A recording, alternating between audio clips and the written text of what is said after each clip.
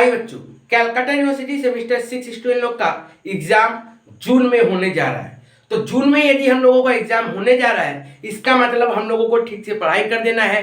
कौन सा सब्जेक्ट को कैसे पढ़ना है, कैसे सिलेबस को कंप्लीट करना है, कौन सा चैप्टर से कौन सा क्वेश्चन को ज्यादा प्रायोरिटी देना है, आप लोगों को इस वीडियो में मैं एक एक करके डिटेल में बताऊंगा विथ मार्क्स डिवीजन के साथ। तो प्लीज पूरा वीडियो को ठीक से देखिएगा, क्योंकि ये वीडियो आप लोगों के लिए बहुत इंपॉर्टेंट हो जाता है सेमेस्टर 6 में अच्छा मार्क्स लाने के लिए। बहुत सारे ऐसे स्टूडेंट हैं जो सेमेस्टर 6 को हल्के में लेते हैं, सोचते हैं कि इजी है। तो प्लीज ऐसा गलत चीज, ऐसा गलत थिंकिंग अपना दिमाग में नहीं लाइए, क्योंकि यदि ऐसा होता तो आप अपना सीनियर स्टूडेंट लोग से पूछिए जो बच्चा लोग 2024 में एग्जाम दिया था, 2024 में जो बच्चा लोग सेमेस्टर 6 का एग्जाम दिया था, आप लोग उनसे जाके पूछ सकते हो। आप लोगों के साथ बहुत सारा जहां भी ट्यूशन करते होगे सप्ली स्टूडेंट भी होंगे, तो आप लोग उनसे भी एक्सपीरियंस ले सकते हो कि कैसा पेपर आया था और मार्क्स कैसे दिया सीयू तब पास हुआ था।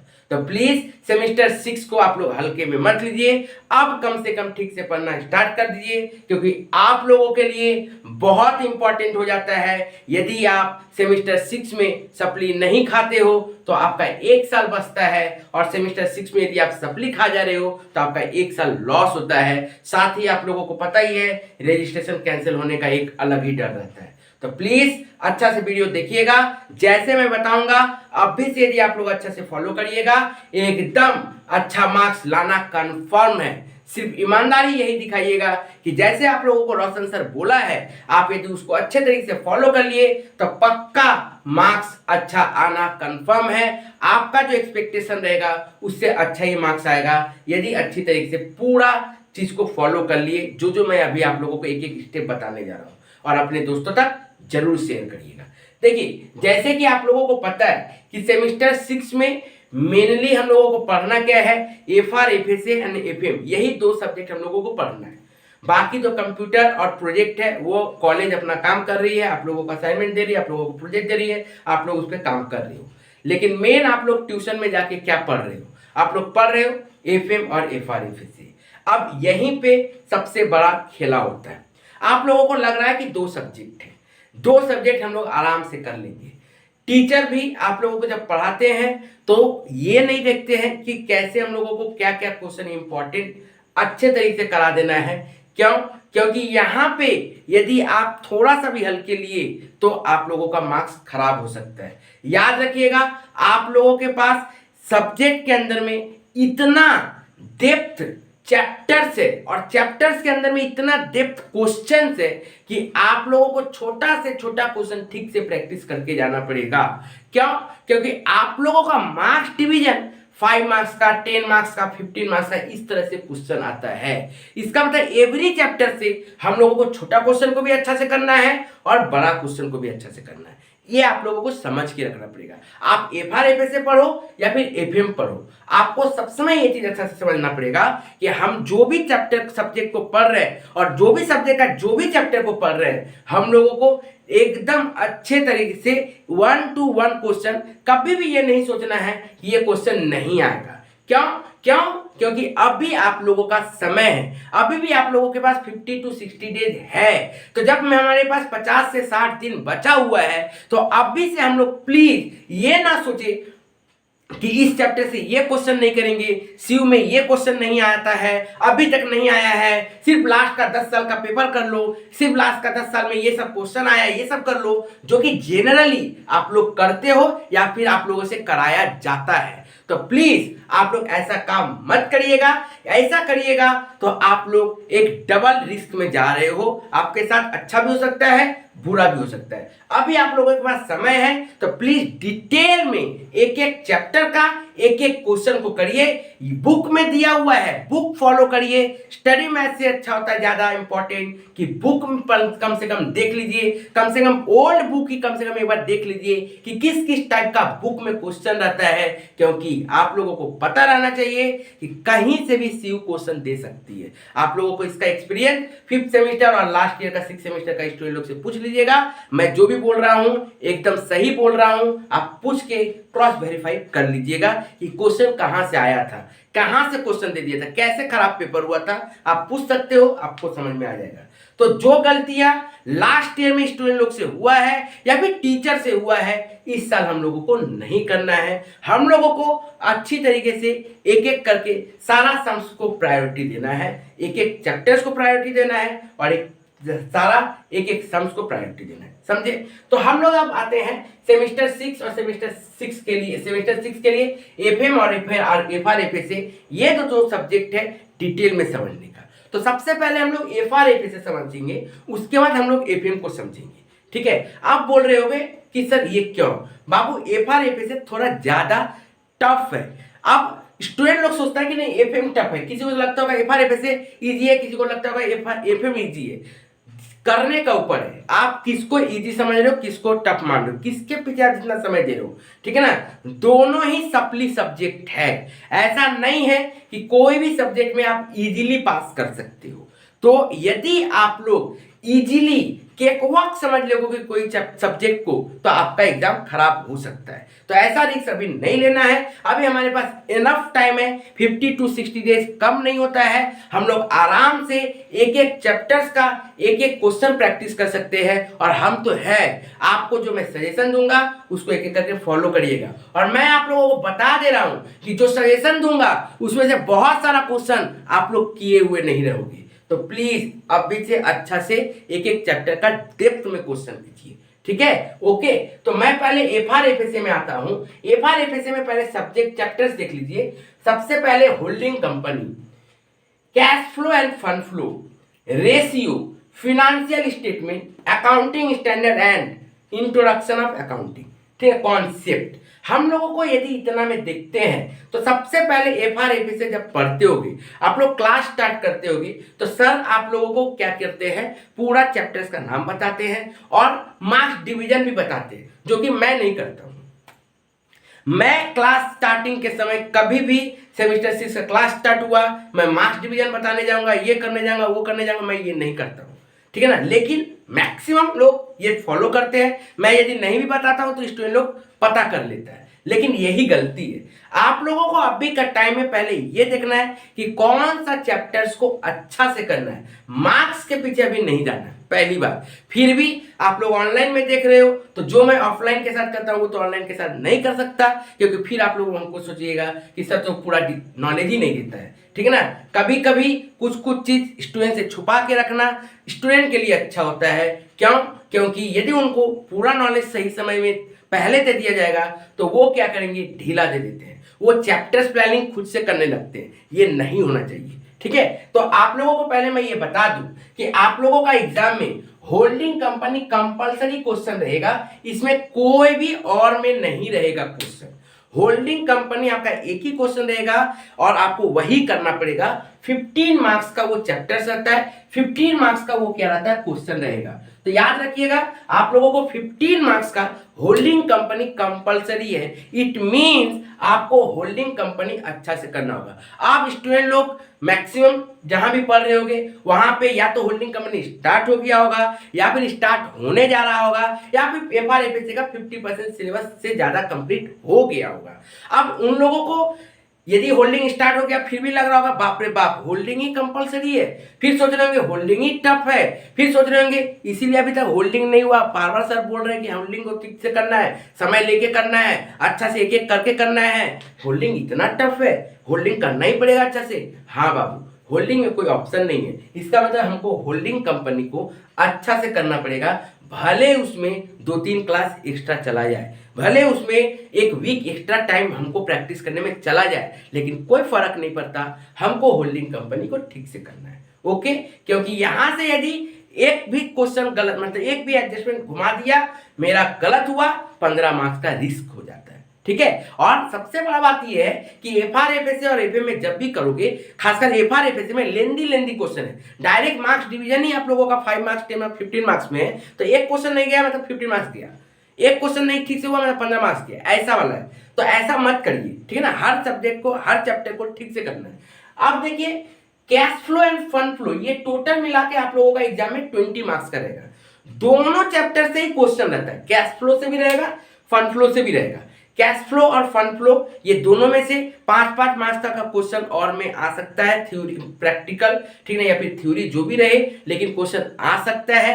5 मार्क्स का कैश फ्लो का भी क्वेश्चन आ सकता है, फंड फ्लो का भी क्वेश्चन आ सकता है। लेकिन उसके बाद 15 मार्क्स का कॉलम में, 15 मार्क्स का सेक्शन में कैश फ्लो का भी क्वेश्चन आएगा, फंड फ्लो का भी क्वेश्चन आएगा।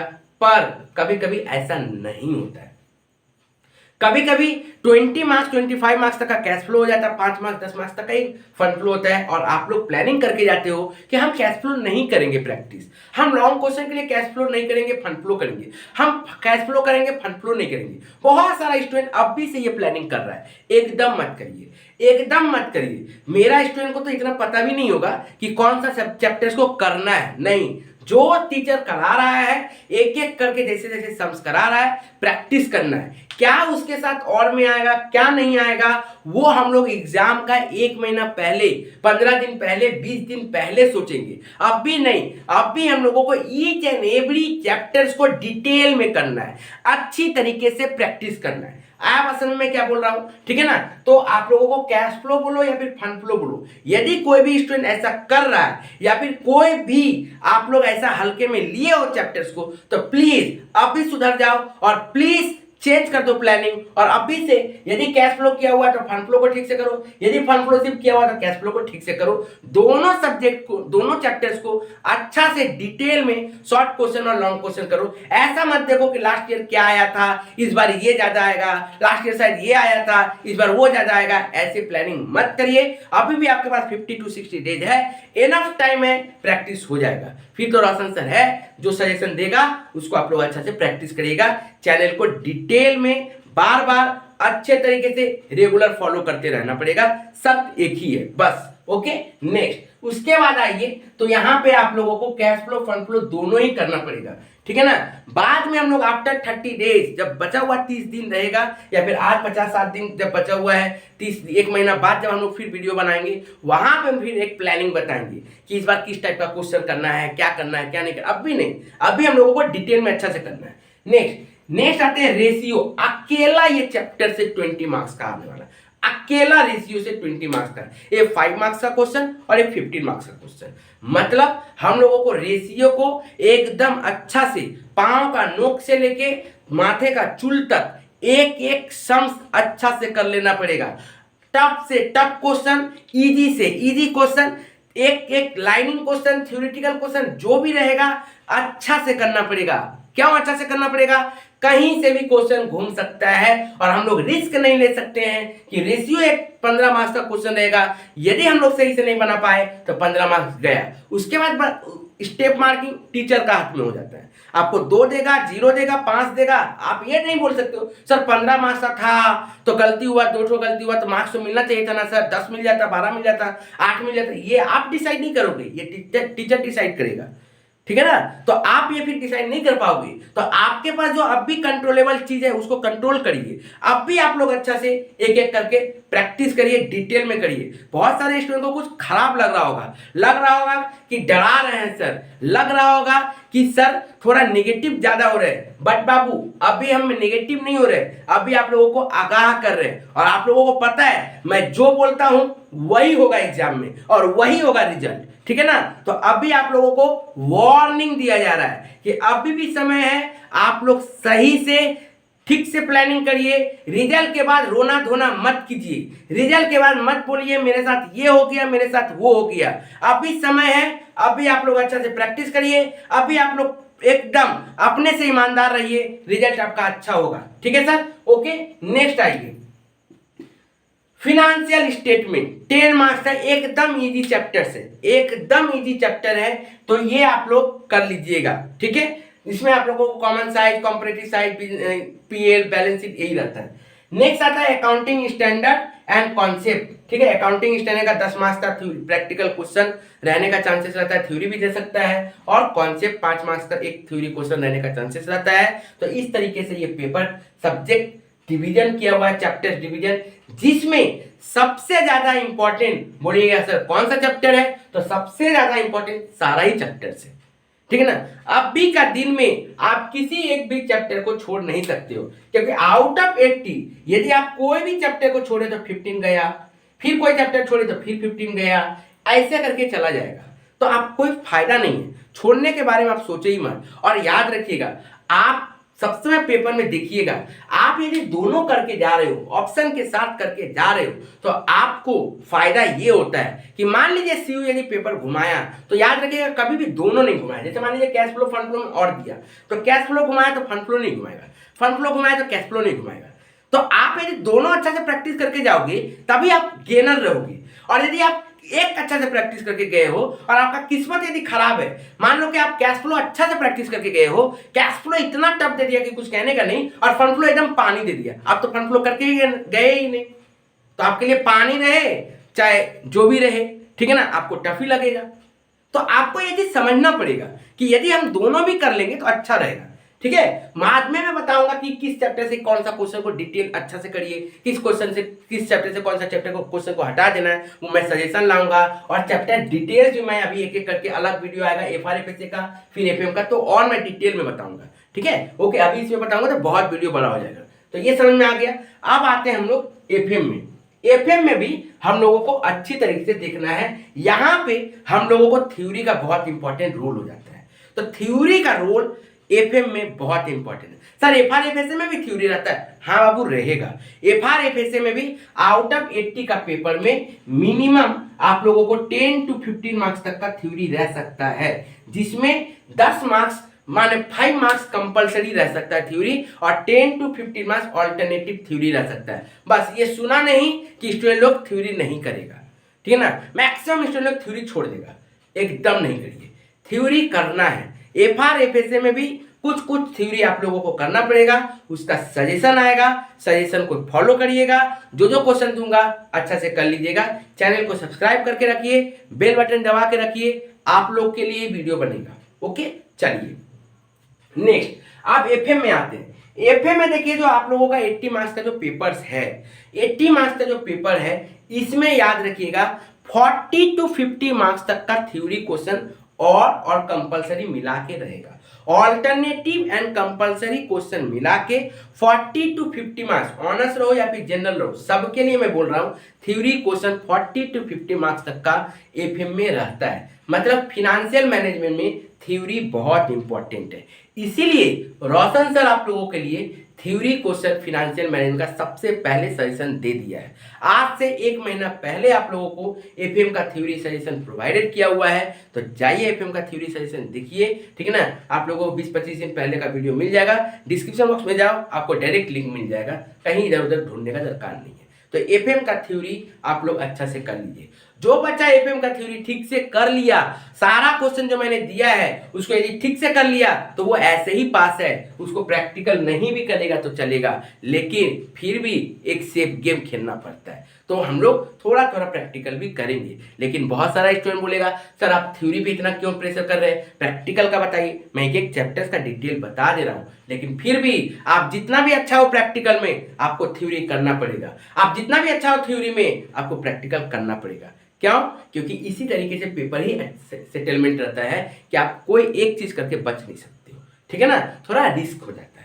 अब एफएम में आइए, आप लोगों का बेसिक कॉन्सेप्ट एंड इंट्रोडक्शन, ये चैप्टर थ्योरी और एक प्रैक्टिकल मिला के 10 मार्क्स का रहता है। उसके बाद आते हैं कॉस्ट ऑफ कैपिटल, 10 मार्क्स का प्रैक्टिकल क्वेश्चन रहने का चांसेस यहाँ पे हाई रहता है, 10 मार्क्स का पूरा।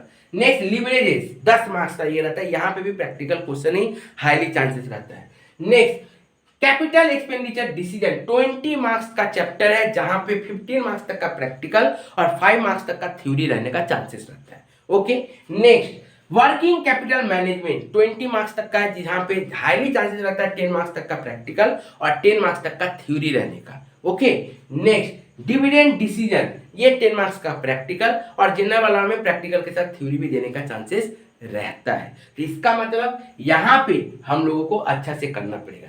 याद रखिएगा working capital and capital expenditure decision, सबसे पहले हम लोगों को ये 2 चैप्टर को अच्छा से करना है। खासकर वर्किंग कैपिटल और कैपिटल एक्सपेंडिचर डिसीजन बहुत ही डेप्थ है, बहुत सारा डेप्थ है, तो आपको यहाँ पे बहुत अलग अलग टाइप का सम्स आपको प्रैक्टिस करना पड़ेगा।